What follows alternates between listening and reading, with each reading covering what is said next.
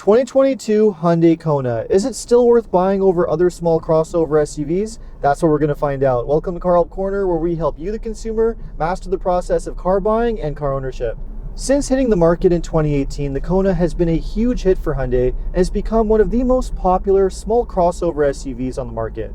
So for 2022, Hyundai has given the Kona a full makeover, including refreshed exterior styling, an updated interior, and added a few new variants.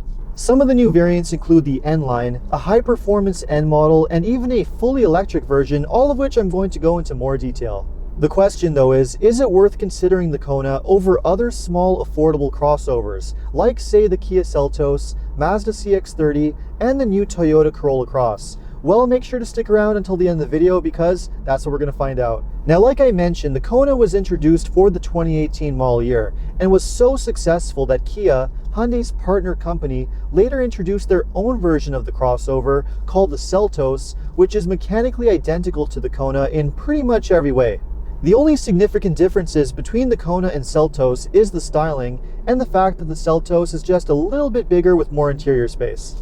In fact, the Kona is smaller than the majority of subcompact crossover SUVs, which is both an advantage and disadvantage depending on how you look at it. On the downside, the Kona doesn't have as much interior space as other subcompact crossovers, and when you put it alongside its competitors, like say the Honda HR-V or the Toyota Corolla Cross, the space difference is definitely very noticeable. But on the other hand, some buyers might just like having a smaller, easier to drive crossover, and that's exactly what the Kona is.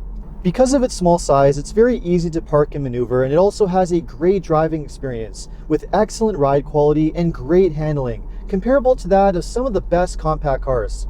And depending on the drivetrain that you go with, you can get really good performance too. The lower trim levels come with a 2-liter naturally aspirated 4-cylinder engine that makes around 147 horsepower and comes with a continuously variable CVT transmission with either front-wheel drive or optional all-wheel drive. The higher trims, however, including the N-Line version that I'm test driving here, comes with a 1.6-liter turbocharged 4-cylinder engine that makes 195 horsepower and pound-feet of torque with a 7-speed dual-clutch transmission and standard all-wheel drive. Now that's already a lot of power for a small crossover like this, easily a lot more than you get than most of its rivals. But if you want serious performance, you can also get the Kona in a full-blown N variant that makes 276 horsepower from a 2-liter turbo engine that completely blows away the competition. That being said, this 1.6 turbo engine with 195 horsepower gives you more than enough power and makes this a very fun crossover to drive. I'm not totally sold on the 7-speed dual-clutch transmission, however, which is pretty jerky at low speeds, especially around parking lots, which unfortunately is pretty normal for these type of transmissions. A dual-clutch transmission, or DCT, is basically a manual transmission with 2 computer-controlled clutches, which allow it to behave and perform like a traditional automatic. The idea is that they give you better performance, efficiency, and fuel economy than a traditional automatic, but unfortunately in the real world, they're not quite as smooth, and they can also be more complicated and expensive to repair long term. The same is also true of turbocharged engines, which are more complicated and can be more problematic long term. For example, plenty of owners of the Tucson, which did use a 1.6 turbo and a dual clutch transmission between 2016 and 2019, reported lots of issues, which is part of the reason why Hyundai eventually ditched that drivetrain and replaced it with a normally aspirated 4-cylinder engine and a traditional 6-speed automatic. Now, to avoid any turbo or DCT issues, you might think you're safer going with the base 2-liter engine and CVT transmission, but that might not necessarily be the safest choice for long-term reliability either.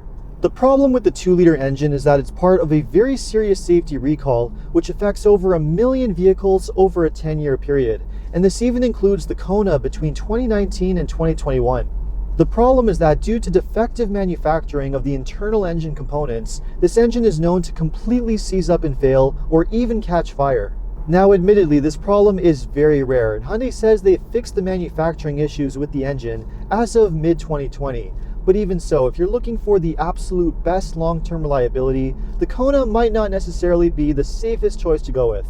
Having said that, Hyundai does give you one of the longest warranties, so if you're only planning to buy one of these for short-term ownership or for a 3 to 4 year lease, it's still a very safe choice to go with. Now, in addition to the regular gas models, you can also get the Kona in a fully electric version, which is a pretty interesting option to consider too. I've spent some time driving the Kona Electric, and it's a great driving crossover with plenty of power. It's very smooth and quiet, and you get a great driving range of around 258 miles or 415 kilometers. In fact, if you're considering buying an electric vehicle, the Kona EV is one of the better options on the market. The only issues with it really are that you can't get it with all-wheel drive like the gas versions, and it's also overshadowed by the all-new Ioniq 5, which is a much newer and fresher electric vehicle from Hyundai that's going to be realistically better in almost every way. That being said, if you like a more traditional crossover look, then the Kona EV is still definitely worth considering. The other thing that makes the Kona worth considering in general is its amazing value for money with a feature-packed interior that still blows away many rivals. The interior has a lot of nice updates, including a larger 10.25-inch touchscreen infotainment system with both Apple CarPlay, Android Auto, and a really good user interface with great-looking graphics. It's definitely one of the better infotainment systems on the market, easily better than most of its rivals. Other available features that you don't always see in other small crossovers include both heated and ventilated front seats, a full-color head-up display, and Hyundai's Highway Driving Assist, which is easily one of the best semi-autonomous active safety features on the market. And the great part is, Hyundai is very good when it comes to the straightforwardness and usability of its interiors. Nothing is distracting in here, and it's not going to take you a long time to learn how everything works either. Like I said earlier, the only real downside to this interior is that you just don't have as much interior space or cargo space as you get with some of its rivals. But as long as you're okay with that, then this should definitely make you pretty happy. The other thing that should make you happy is the pricing, because the Kona is one of the more affordable and value-packed small crossovers on the market. Most versions are priced from the low $20,000 range to the low $30,000 range, but you'll need to spend a lot more if you want the fully electric model or the high-performance N variant. The great thing about the Kona Electric, however, is that it is eligible for electric vehicle incentives, which can reduce the price dramatically depending on where you're located. So, at the end of the day, how does the Kona stack up against other small crossover SUVs, and should you buy one? Well, there's no question, it's definitely a great value, especially when you look at all the features that you're getting for the money. And if you're okay with the smaller size and having less interior space, I really think that this could be a very good fit for a lot of buyers. At the end of the day though, if you're looking for the most practical and spacious small crossover for the money, then the Kona might not be the best choice.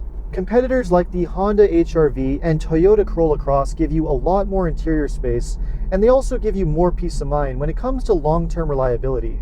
Like I said earlier, if you're concerned about some of the potential reliability issues with the Kona's engine, then this might be a better option for short-term ownership under warranty or for a 3 to 4 year lease.